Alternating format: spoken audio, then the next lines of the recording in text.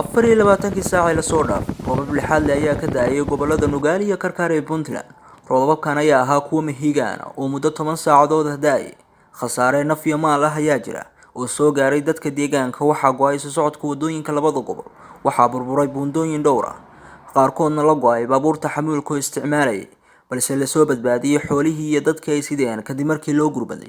Deegaanka Xaaji Khayr oo u dhaxeeya magaalada Qardho iyo caasimadda Puntland ee Garowe waxa ay daad ku qaadeen 3 xaruur oo isku qoys ah, 2 gabdhood iyo wiil. Sidoo kale waxaa biyaha roobka laga soo badbaadiyay 5 qof oo kale kuwaas oo la geeyay goobaha caafimaadka ee gobolka. aniga magacaygu waa Sayna Maxamed Bile, waxaan joogaa magaalada Garowe kantaroolkeedii. anaga reerkayagii xalay 8 saac oo suxuurtii aba waxa ku soo degay biyadii qalya ah. biyahaas waxay qaadeen 3 ciyaale. 3da ciyaalka waa 2 gabdhood iyo wiil. dadkii kalena 5 qof bay ahaayeen. 4 qof waa laga soo guray biyaha, waa laga soo guray. wiil koomay ku jiraa, hooyaday koomay ku jirtaa. 5 qof koomay ku jiraan magaalada Qardho lagu hayaa. 3 kalena waa meyd meelay gawaaridu u madhawaa la waayay. gaari kasta waa dhaamanaya. 2 qof baa haya. tuulada Xaaji Khayr ceemaad bay joogaaniin. annaguna wadadu waa xiran tahay. saaca 9 saac baanu kantaroolka Garowe nimid. gawaaridii oo dhan waxay dheen ma qaadi karno oo dadka maaragtay wadada go'an.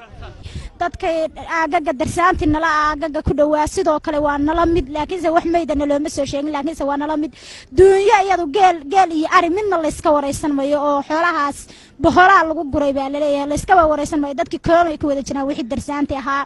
saaka wiilkii ugu soo horeeyay oo aniga ii soo horwacay, wiil xaajiya ka yimi buu ahaa oo xala soo lugay oo warku gaaray.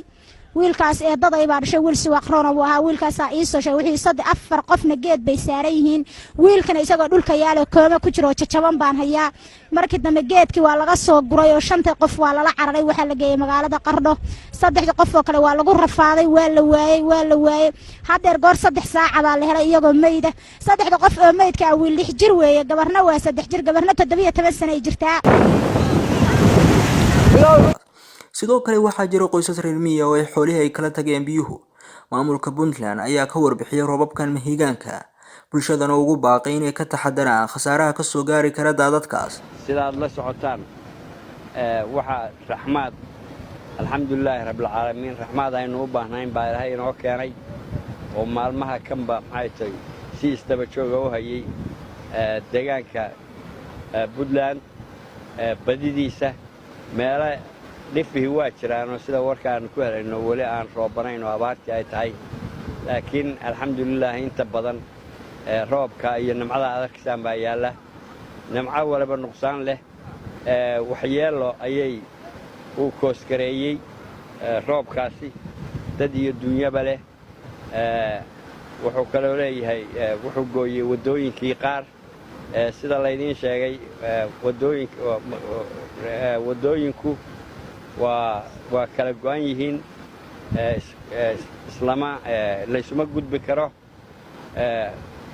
maanta kormeerkaygana wuxuu sidaanu kuurgal buu ahaa sidaanu maxay tahay bal u qiimayno xaaladdu aad iyo aad bay maxay ahayd toy waxqabad nooga baahan tahay. marka guddi baanu u magacawnay haddii alla yidhi howlaha wax ka qabta oo golaha wasiirada iyo ay ka mid yihiin iyo dad kale uu helinayaa. waxaanu isku dayaynaa berritona shir caalami ayaanu leenahay aanu hay'adaha iyo ugu yeedhayno iyo dawladdu ay shirayso oo laga wadsanayo sidii wax looga qaban lahaa. marka 2 qodob baan ugu baaqayaa dadweynaha reer Puntland. wuxuu yidhi wuxuu nin halkaa kuwii shirbi jiray waa muhu ka xuraami jiray Maxamed Xaayow. marka waa meeshii ay ka xuraami jireen reer Puntland. iyagaa waan joogay halkan muddo yar bay ku sameeyeen mid weyn oo gooday.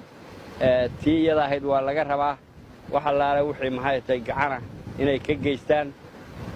qodobka labaad in dadku ka digtoonaado baabuurleyda iyo dadweynaha maxay tahay reer miyigu meelaha godan ay ka baxaan in la feeyigaado.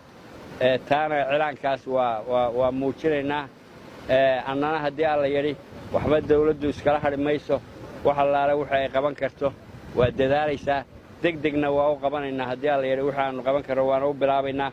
ilaa iyo iminka waxaa xiran wadada weyn ee xiriirisa gobolada Soomaaliya. waxay socda kama jiraan gobolada Nugaal iyo Karkar oo ay roobabkaasi ay ka dayeen. cabdilaahi cabdinuur yuusuf cabdilaahi bakeyle telefishinka caalamiga Ariel TV magaalada Garowe.